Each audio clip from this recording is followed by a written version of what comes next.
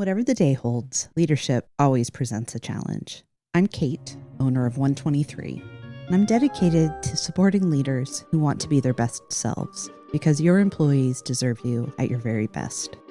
Leading is hard work, but the chairs here at 123 are comfy, so please have a seat and join our conversation. For this first episode in the comfy chairs, I invited my colleague and friend, Angela, to join me for what we thought was going to be a conversation about coaching. Instead, we ended up talking about imposter syndrome, delegation, compassion, and coaching. It was a real honor to have Angela on the podcast. She is an experienced nurse leader, and I've witnessed her provide coaching to others and receive coaching herself with grace. We started our conversation talking about some recent insights that she's gained from a leadership development program that's being offered where she works. We did a leadership development, leadership co-op learning this week. Oh. And we were talking about responsibility as one of the 15 commitments, conscious leadership 15 commitments. That's right, yeah. 100% responsibility, not more, not less. And I really got stuck in my head for that period of time of like, I always feel like I'm disappointing the people around me, specifically at work. Like I always feel like I'm running after the next thing and I'm never delivering on time and just that overcritical self. Yeah. So just probably stupid headspace right now. I wouldn't call it stupid. It is never not insane and stressful in your industry. Yeah. Right? And it only gets more so with every passing year. And if you think back what it was like 20, 25 years ago, there's no way we could have predicted the insanity now. Yeah. Yeah. And what has worked before so many times now just doesn't work at all. Yeah. You know, it's interesting. I was just reading an article and remembering a conversation with Kim Holt years ago about imposter syndrome. And, you know, Kim always came across as like so self-assured, so definitive, like I've got the answer. Yeah. And she made a comment once in a Learning Institute leadership meeting that she thinks it is entirely common for intelligent people to frequently have that sense of imposter syndrome where we feel like we're not good enough, we're not doing enough, that somebody's going to figure out that we don't belong. Yes. And that goes way back for me. Like I can remember being promoted from manager to director. Yeah. And for weeks, and I even said this out loud to people, like someday somebody's going to realize I'm not as good as they thought I was. And all this is going to be different. Yeah. Yeah. Yeah. The last person that I hired into the Learning Institute, I totally dropped the ball on something like her second week there. And this is Brittany, she was so gracious. She's like, oh, we're just human. I'm like, yeah, but I didn't want you to find that out about me this soon. Like, I'd like as your new boss to show up. Please don't take my Wonder Woman superhero cape. Yes. Yeah. So tell me a little bit more, if you would, about the 100% responsibility and what that's looked like. So through our discussion, they were sharing that in this example. So we're talking about conscious leadership. We're talking about the 15 commitments. In this example, it's not necessarily the things that we're doing that we're taking responsibility for, but it's more of a mindset that I'm taking 100% responsibility for my thoughts, my behavior, my actions, and that I'm not taking more responsibility than that 100%. Okay. So what this brought to mind for me is, you know, some of the coaching that I had previously gotten early on in my leadership career was that the team that you have responsibility for is a direct reflection of your leadership. And the way that they're behaving, their actions, their commitment to excellence and success is a direct reflection on your ability to lead that team. Yeah. Yeah. You're apparently, once you become a leader, you're responsible for every aspect of your team's personhood. Yes. Yeah. And so somewhere along the line, I think I have a tendency looking back to overcorrect at times. Mm-hmm. And so I think in an effort to grow and develop and correct that, I overcorrected, and somewhere along the line took more than 100% responsibility for my team's actions. Yeah. And really had an opportunity to separate out like accountability from responsibility. Yeah. And was mixing the two. Okay. What has that meant for you? Like, what's been the impact of being like, I'm 500% responsible for everything my team does? It's led to a lack of delegation. Okay. And where does accountability come into that? Really being able to more clearly delegate. So as I grew into delegation and understanding that I couldn't take it all on myself. And, sometimes we have the tendency to, well, it's just quicker for me to do it. Not only am I martyring and piling it on top of myself, but then I'm also robbing my team of the ability to grow and learn and develop in that additional responsibility. Yeah. And so, receiving the feedback that I was responsible for the team is different than my team shouldn't do any of the work. And then being more intentional about what I was delegating and being clear about what the follow-up responsibility was. We were talking about coaching today, looking at the measurable outcomes of what we expect to see when we coach is the same thing with what we expect to see when we delegate. And so instead of having someone come back and maybe from a performance management perspective, not meet expectations of what was being delegated, and then me just taking it back and fixing it, but continuing to coach through that moment so that I enabled them and created the environment where they could fix it. A couple of thoughts. One, I love the term growing into delegation because it is a process, right? Like there may be 3 people that were born understanding how to do it in the whole history of humankind. But for most of us, it's a big hurdle. And we do have to get big enough to be able to figure out how to do it. So thank you for that new language. I love it. But then also, you're not the only new manager that's ever had that confusion, right? Yeah. And I wonder if there's a way for us to pinpoint at what stage in somebody's leadership infancy can we help them distinguish between responsibility and doing the work, because that's where the confusion seems to happen so often. Yeah. One of the stories that we tell ourselves that actually makes me hesitate to delegate is related to servant leadership. Oh. And I'm not going to ask you to do anything that I'm not willing to do myself. Yeah. And so if I'm operating from this mindset of, well, I want to be cautious that I'm not asking you to do anything that I won't do myself, then that is another leadership principle that tends to help me pile it on myself. Well, I think, there's so many, leadership theories, right? And servant leadership, definitely think there's a lot of good in there.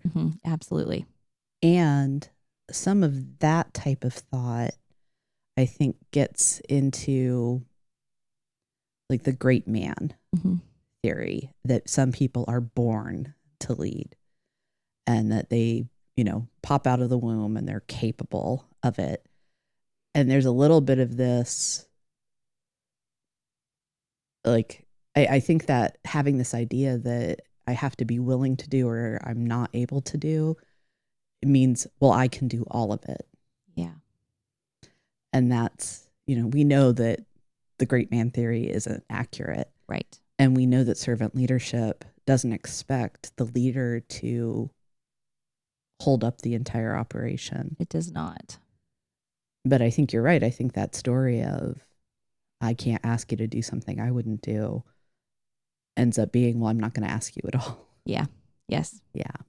So one of the ways you were asking about like how we can kind of come over that hurdle or conquer that hurdle. I actually worked with my direct leadership team when I was managing a nursing unit, an individual Okay. nursing unit. And it seemed to take some of the edge off of me to actually put all of our, I'm going to call them responsibilities, and you're going to correct me if it's more of an accountability, but all No. of the things, all of the work, Mm-hmm. let's put all of the work on the table that our team has to do. And so then I have a box and you have a box and everybody has a box. Yeah. And there's visibility to here's what I'm taking responsibility for making sure this is getting done. And so therefore I need you to take responsibility to make sure this piece gets done. Yeah. It kind of took the edge off for me because it wasn't like I was asking you any longer to do things I wasn't willing to do. Now you can see that I actually have other things and therefore I don't have time to do all of your things too. I've had a lot of success with that too. Not because I'm amazing, but because the employee and I identified we're running over each other a lot. And we would sit down and on a regular basis, or when we were starting something new, it was what's yours, what's mine, what's ours. Yeah. And how are we going to negotiate that?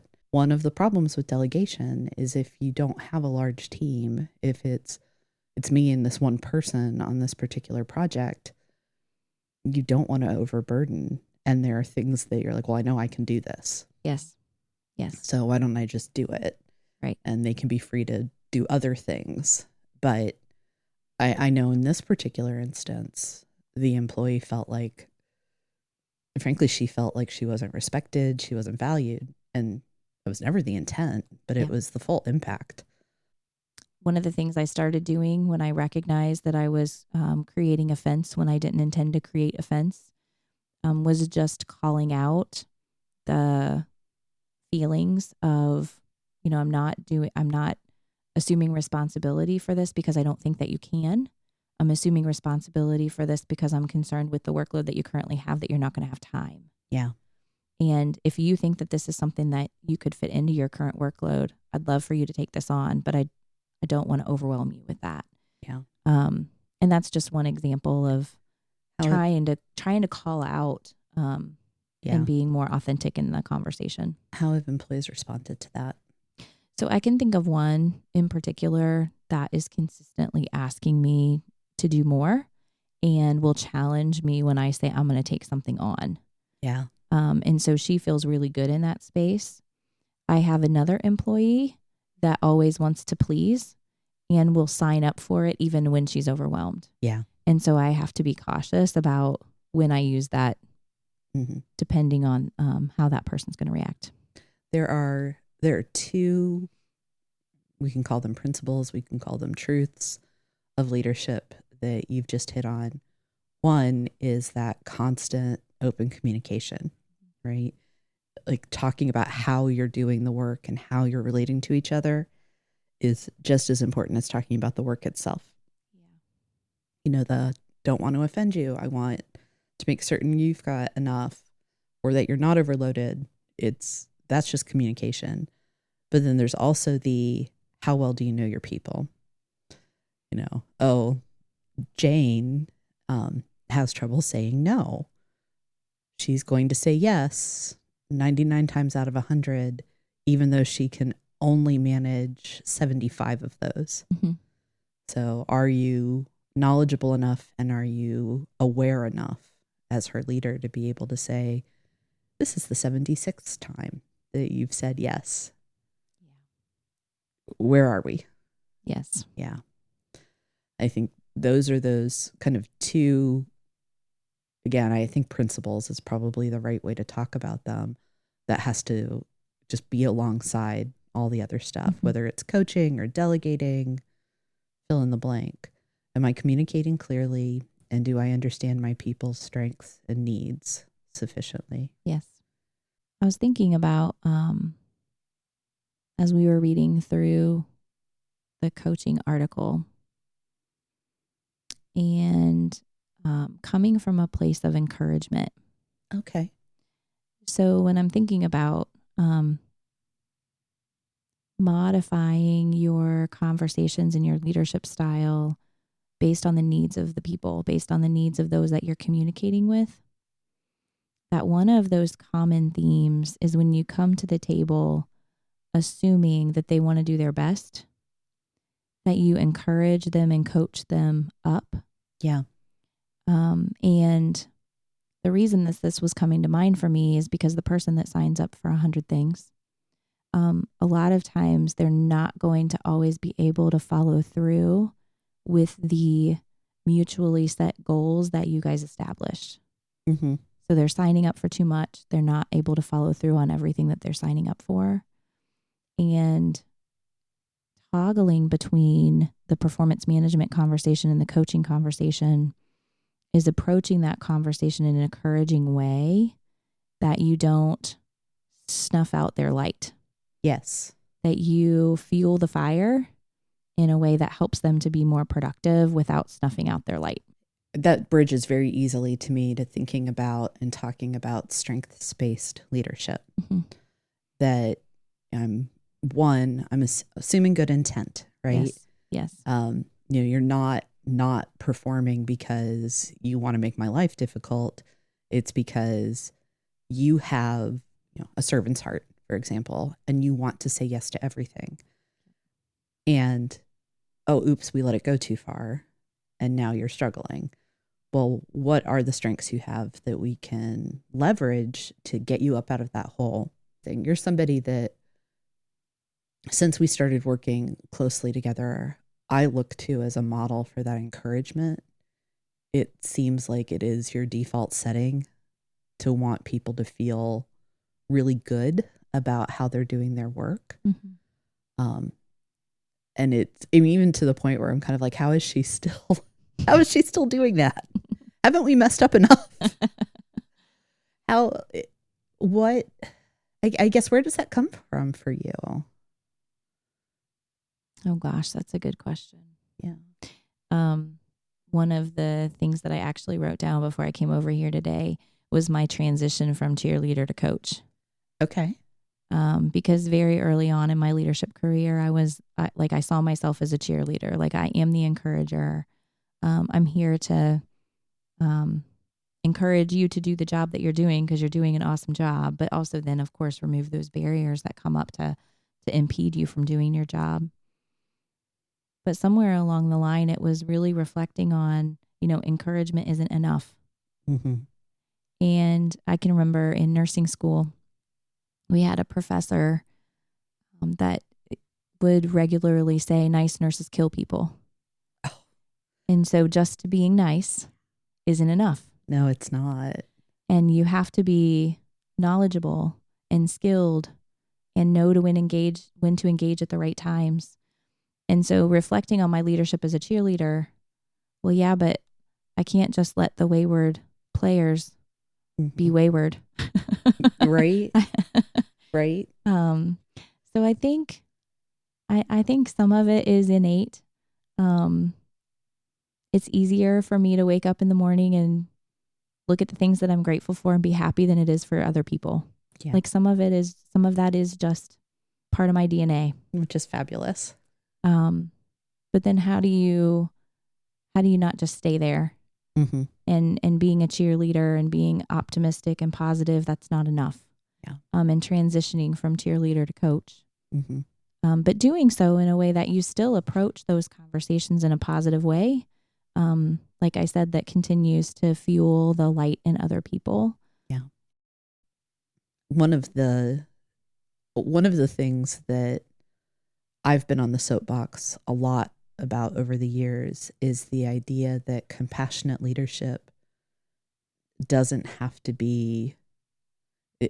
have to be quote unquote nice. Yes. That directness and difficult feedback is a form of compassion. Mm-hmm. Now, how you deliver it is that difference between compassion and cruelty. But leaders, I think this is kind of the nice nurses kill patients. Leaders who are trying to be nice don't always get results because they don't have the compassion to tell their people, you're not doing this right. I think you've heard me talk about it's the having your skirt stuck in your pantyhose. Yes. Right? It's Yes. not okay to let somebody walk around and be exposed. Yes. And that leaders they kind of need to claim that in everything they do.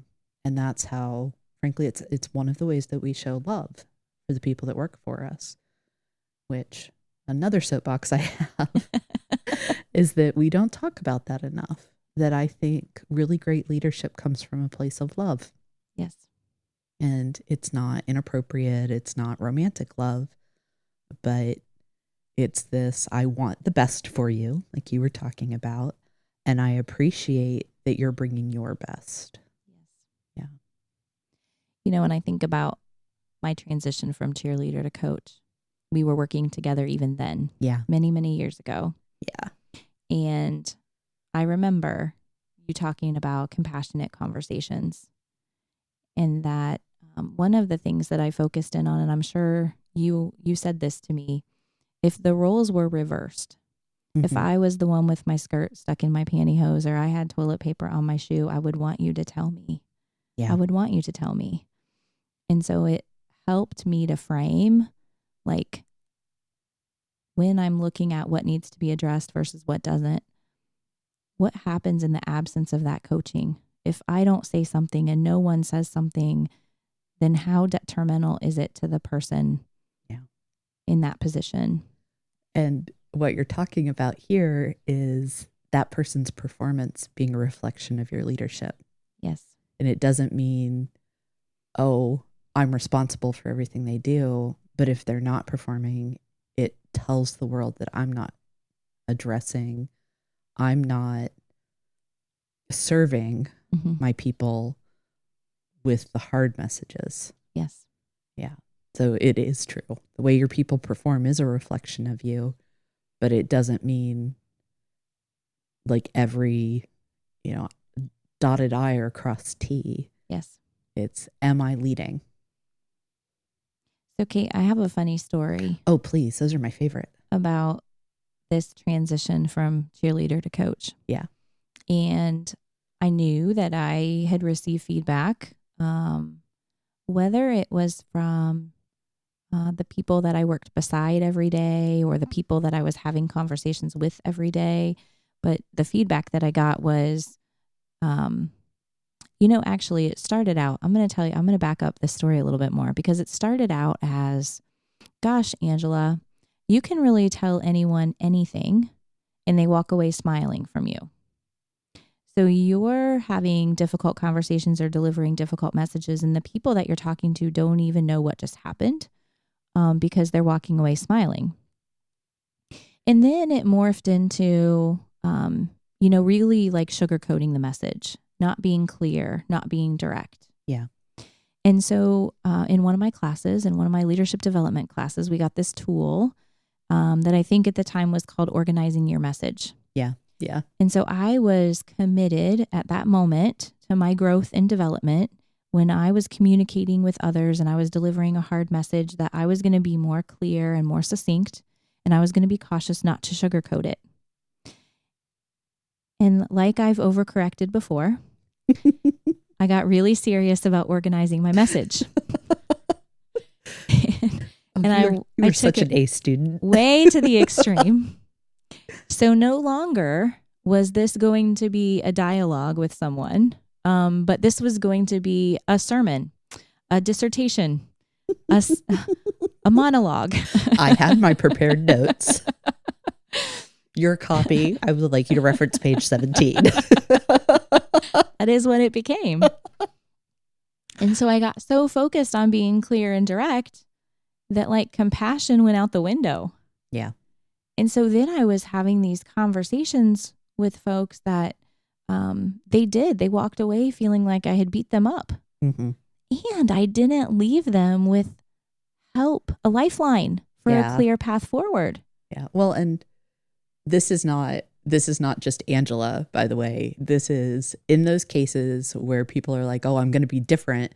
It's not like you warned anyone, right? Right. So it was, right. I used to leave Angela feeling like warm and fuzzy and loved. And now I'm leaving like cold and prickly and like I'm a problem. Yes. What happened? Yes. Yes. What Sure did. what helped you change that? Oh gosh, what helped me change that? You know what? I started to say it was the way that I knew that those people were reacting, Okay. but that's actually not it at all. Oh. What helped me change was I didn't like the way I felt after I delivered that message. Oh. And I can recall telling people, like, I don't like who I'm becoming.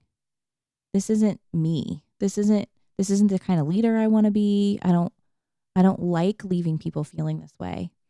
And then the recognition that, sometimes when we try to grow and develop that we overcorrect, and I had to kind of, okay, so the way I was doing it wasn't working. The way I'm doing it today isn't working. So let's pull back a little bit and find a different place kind of in the middle. Yeah, there has to be an answer somewhere in there. Yeah. I've missed it on this end. Yeah. I've definitely missed it on this other end. Is there a happy medium? Well, and I think it's so important for us to have colleagues that we trust to coach us through that development ourselves. Yeah. Because I'm telling you, I responded that way because I didn't like the way that I was feeling, but I didn't know what to do with my feelings. It wasn't like I intuitively knew, oh, this is not the right way. Yeah. I just knew I didn't like it. And so being able to come to you, Kate, or other colleagues who I've trusted to help me through that growth process over the years. Yeah. I'm definitely an external processor. So I want to tell you what happened, and then I want you to react. And you bring this insight that I can't get to by myself. You bring a new perspective that I don't see by myself. And so having those colleague relationships are key, not only to my development as a leader and how I lead others, but our growth over time. At the beginning of our time together, we were talking about delegation. Yes. And growing into delegation. And I remember clearly a conversation between you and I that I think you remember as well, where I was, I'm going to say newer to a promotional role. And one of the things that you said in that moment is you're in a different position, you're in a different role, and you're not going to be able to continue to do the work the way you were doing the work in your previous role. Yeah. And having someone come alongside and kind of pick you up out of your current situation and help you to see it differently. Yeah. Was really helpful and really something that stuck with me. Well, it's still with me today. So I'm not going to say it stuck with me a long time. It stuck with me for years. Because what got you here isn't going to get you there. And how are you going to change the way you work so that your team can be the most effective team? Yeah. Well, this is, circle back to one of the other things that we were talking about initially around the, like, oh, people are going to figure out I'm not really that great. Yeah. It's, well, you were great enough to get here. You have to figure out how to be great again. Yes.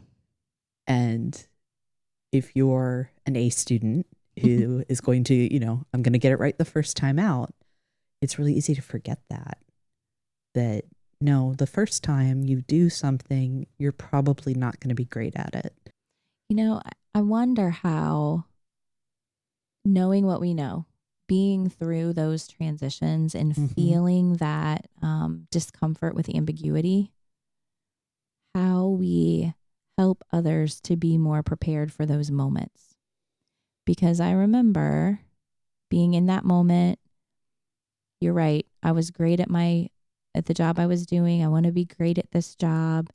And almost this, like, I have to keep it all covered up so that people think that I am great and they don't find me out. Really just to be more accepting of no one expects you to have it all figured out right now. Yeah. And allowing them that space and calling out that space for them to learn and grow. Yeah. I think, like a lot of things in life, you can be told this is what it's going to be like. Hey, you're going to feel like I'm going to be found out. You're going to struggle.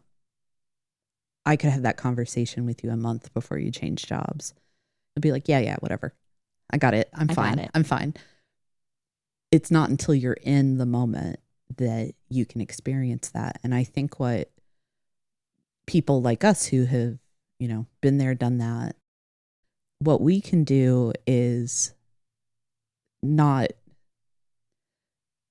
show up beforehand. Yeah. And say stuff that people aren't going to hear. Yeah. It's come alongside in those, those first couple of weeks and be like, hey, if you're feeling like you're struggling right now, it's okay. Yes. What you were doing before may not be working now, and that's okay. And it's one thing to come alongside as a colleague when we as leaders promote people into roles. We have to talk about that constantly. Yeah. Because this is that cheerleader to coach, isn't it? Well, I love that distinction that you just made. And that is, we can't prepare people for everything. Yeah. Right? Yeah. We can't. We want to think we can try. And maybe to some extent, like as humans, we expect people to prepare us for everything. Oh, yeah. But instead, knowing when it's okay to not prepare someone, but then be there. Really just show up and offer support and help them through what is happening. Yeah, I agree. Whether you're leading from a title and a place of responsibility or authority, or you're trying to lead from your seat, if you will, is really about, have I shown up? Yeah. It's a sloppy, very sloppy analogy that I make. And I do it a little hesitantly because I don't want it to be seen as disrespectful, but it's, I think, such an amazing model of how to come alongside people. And it's a wonderful mental model too. That practice in Judaism of sitting Shiva. Yes. That you show up. You show up. That's all you're there for, is to sit down with people. And I think if we did more of that as opposed to trying to cheer or rescue or take it on ourselves, we'd all be a lot better, because sometimes we just need somebody who's going to show up. And that takes me back to that 100% responsibility. Yeah. Another leadership theory that we talked about is that drama triangle. Yes. And the hero and the villain and the victim. Yeah. And so I've heard a little bit about that. Can you describe it a little bit more? One, to make certain I'm not off base, and for anybody listening. Absolutely. That also comes from the Conscious Leadership Group. We have this drama triangle that we slip into unhealthy behaviors and habits. And so we play one of three roles. It's not that I'm always the same. I could be different based on the scenario that I'm in. And so it's easy for me to slip into a hero mode. Yes. Meaning that I'm going to come and I'm going to fix it for you. Yeah. And when you talk about that 100% responsibility, I'm not taking more responsibility than what belongs to me. So I'm not going to come in and fix it for you, but I'm going to come and I'm going to be present with you. Yeah. And when I'm not the hero, sometimes I behave like a villain. And I want to talk about all the reasons why we shouldn't do this or we shouldn't do that, or somebody's out to get us. And I'm giving my responsibility away when I'm a villain. Mm-hmm. And I'm pushing it off on someone else. Yeah. Or we're not going to pay no attention to what's happening with my level of responsibility. This is all about you. All about you. All about you. Yeah. Okay. So then I'm guessing the third point of the triangle is that victim. It is the victim. Okay. And, the victim is stuck in the corner and everything is out of their control and they can do nothing to help the situation. And yeah. Everything's happening to me. Yes. Poor me. Yes. Woe is me. That's the fun role. Yeah. It doesn't take as much effort as being a hero, and you don't have to feel like you're a bad person. Right. Yeah. Yeah. Love the victim role.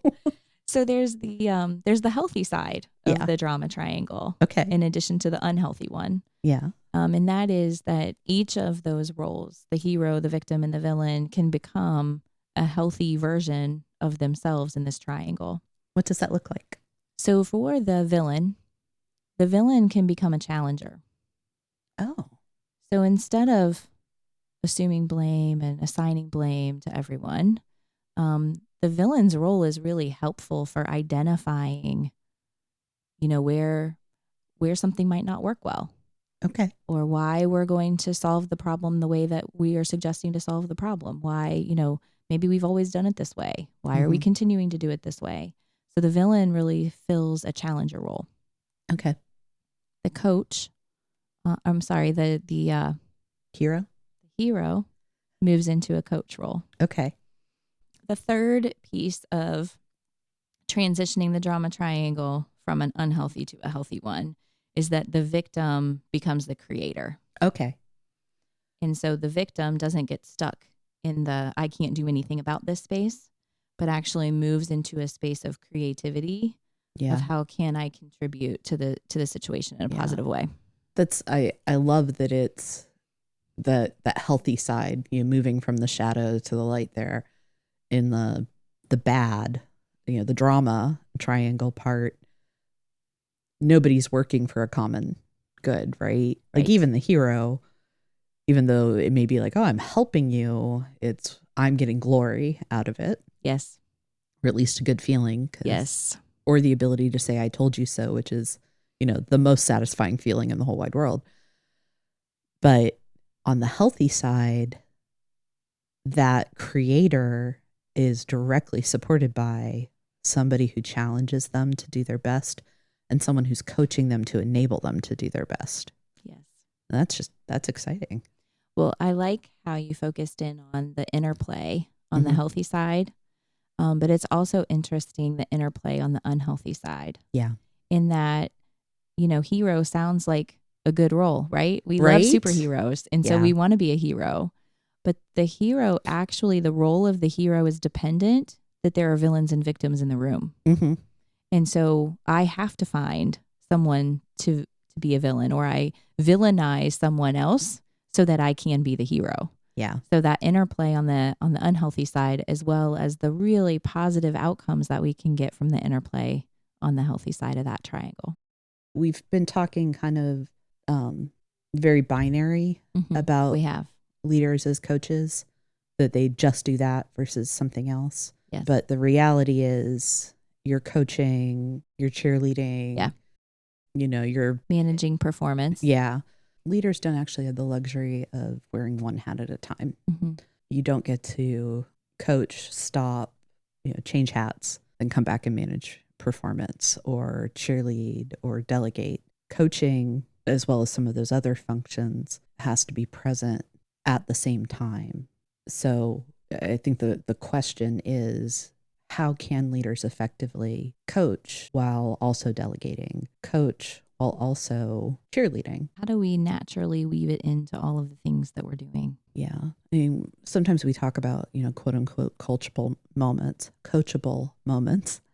I think one could argue that there are some moments where there's more coaching available, but at least in theory, every interaction a leader has is an opportunity for coaching, even if it's through role modeling. So how does that become an integrated part of leadership? Well, I think that if I think back to my early leadership days, when this wasn't something that came naturally to me, when I was more cheerleading than taking opportunities to coach. Yeah. When you start to see that the team is never going to be the best until you start to fill that role for them, it starts small. It starts with the coachable moments. Okay. When you become more proficient at having the coaching conversations and so let me do this. So anytime we're learning something new, we know that our productivity goes down. Yes. We know that it takes more energy and more effort to engage in that activity in the beginning than it will many years later. Yes. And so I think as someone transitions into that leader role, Kate, you talked about strength finders. Hone in on what those expert strengths are for that individual, and then recognize that coaching has to play a role throughout that individual's leadership. So it's going to start with the small coachable moments. Yeah. It's going to start with being intentional. And then once we become good at it and it takes less effort and it takes less time, then I no longer say I don't have time to address that, or I don't have time to have this conversation right now because the other work that's getting in my way, I don't have time for that. It just becomes part of the conversations that we're having as we're having those conversations. Yes. And this is a callback to something that we were talking about earlier, that it's going to be awkward. You have to give yourself grace because there will be times where you don't get it quite right. Mm-hmm. And that you're working toward a point where it becomes an unconscious competence. Mm-hmm. Unconscious is a word I can't say out loud, by the way. That's what you're striving for. But before you get to that point where it comes naturally, there's going to be a lot of unnatural. We haven't touched on this yet, but the amount of vulnerability and humility that leaders need to bring to those moments. Yes. Be able to say, yeah, that was awkward. I didn't do that as well as I wanted. You talked about those moments where you think you're, causing offense. Yeah. The other thing I'm thinking, Kate, is we talked about if I was in that person's shoes, is this something that I would want to address? If I would want someone to tell me. And knowing your environment, having the insight to know when to address it and when to wait to address it. Okay, say a little more about that, please. So when we talk about leaders wear many hats, and coaching is one of the hats that they wear, it's kind of this overarching hat that fits everything that they're doing all at once. But we also have to be very intentional about the environment in which we have those coaching conversations. And when you talk about doing so in a compassionate way, it's always in the space that if I was the one receiving the coaching, this is the kind of conversation that I'd want to have. Yeah. This is the place that I'd want to have it. Yeah. It's so before I say the next thing, to be clear, employees are not children. Yeah. And the mental model I have is I'm not going to wait to correct a child that's running into traffic, but I will wait for something that's less severe or, in that case, life-threatening. Yeah. Where, if you are going to hurt yourself or others, that feedback has to be immediate and clear. Yes. Sometimes even to the point of harshness. Yes. But if it's, if Timmy's not running into traffic, I don't need to holler at him to stop and come back. Yes. And that's the analog to that is if the employee's not, causing severe risk or breaking the law, or the nurse isn't about, to give the wrong medication and cause death, it can probably wait. Yeah. Yeah. That's a perfect picture, Kate. A perfect picture. Thank you. Kate, one of the things that I love about our interactions is the thoughtfulness, the intelligence that you bring to these coaching conversations. You're always bringing insight and wisdom into how I can do better and how I can be better. You share it in a way where I know that you're coming alongside me to help me, to encourage me. And I'm just curious, why don't you talk a little bit about your background in organizational effectiveness and leadership development? And so I'm going to answer that, not so much talking about my background, but I want to pick out a term that you used there, that come alongside. That made my heart glow for a moment, because it's exactly how I think about my work. Yeah. So one of the things that I believe is that some people get to have some insight into what they were made to do. For some people, that's awesome. For some people, it's a real challenge. Not everybody gets that, which is okay. You can make a life, you can have a noble life, even if you don't feel a calling. a number of years ago, during a really difficult work transition, I was working very closely with an executive, and I realized one evening, we were in her office, struggling with some of the tasks we had to do and trying to come up with the right plan and the right timeline. And it was this moment of, oh, this is what I'm made to do. I'm made to be here helping people through these things. It just, even though it was frankly a miserable time, um, long hours, few breaks, weeks without, any days off, difficult discussions, angry employees. I mean, you name it, it had those challenges. In that moment, I had such a peace about the work that I was doing that I knew this is what I'm here for in that moment in time and in like the big picture. And I started thinking about, well, what is it that I'm doing right now? It's not like I'm counseling, I'm not exactly coaching. I'm here and I'm working and I'm contributing, but I'm present with this leader during a challenging time. So I kind of started, casting around for what's the story? Like what's my leadership story, my professional story, my vocational story. And like you, I grew up going to a Christian church, right? So a lot of the stories that are just kind of ingrained in me are Bible stories. And what I remembered is there's a story from the Old Testament where the Israelites, during their time of wandering in the desert, they went into battle.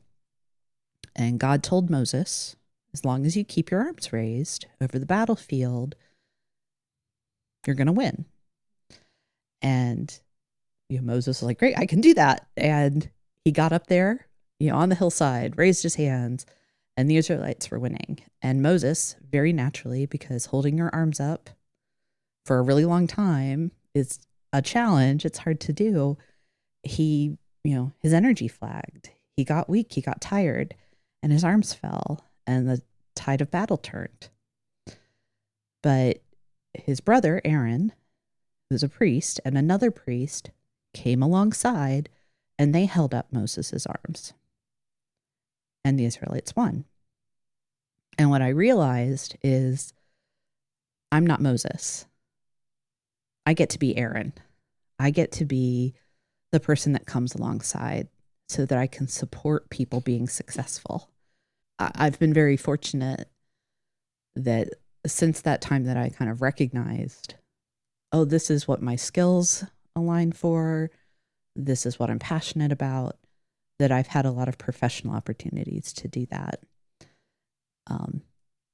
In I would say the last year to 6 months that I was at the company where we worked, things were changing in a way I didn't get to do that as much, which is just the nature of work, right? You work in a large company that's undergoing change, that's going to happen.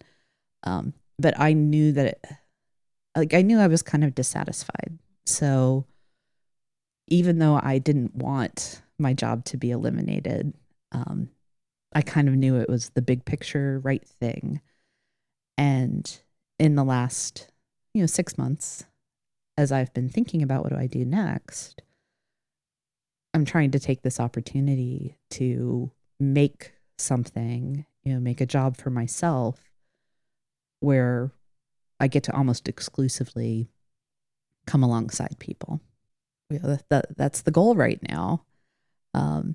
And things like, obviously, the services that I want to provide through the business, but then even things like, blogs or other posts or podcasts. The intent is it coming alongside to help people. So again, telling me that you experience that, thank you. That's a real lift for me. But it also makes me feel like maybe I'm doing the right thing. Well, and I think one of the most beautiful things about what you shared, this beautiful picture, and you're right. Some people go through life not really sure about where that fit is or what their calling is. But when you identify what it is, the way that we're designed and the way that humanity works is that now it's not only really great for you that you get to do what you love and what you're passionate about and what you're highly skilled at, but actually by you doing what you love and what you're highly skilled at, the rest of us get that benefit that you are right where you're supposed to be. Because Kate, we benefit from that coaching relationship. We benefit from you being Aaron and from holding others' hands up. That the way that we're designed and the way that humanity works is that we both win and we both get the best of Kate. Thank you.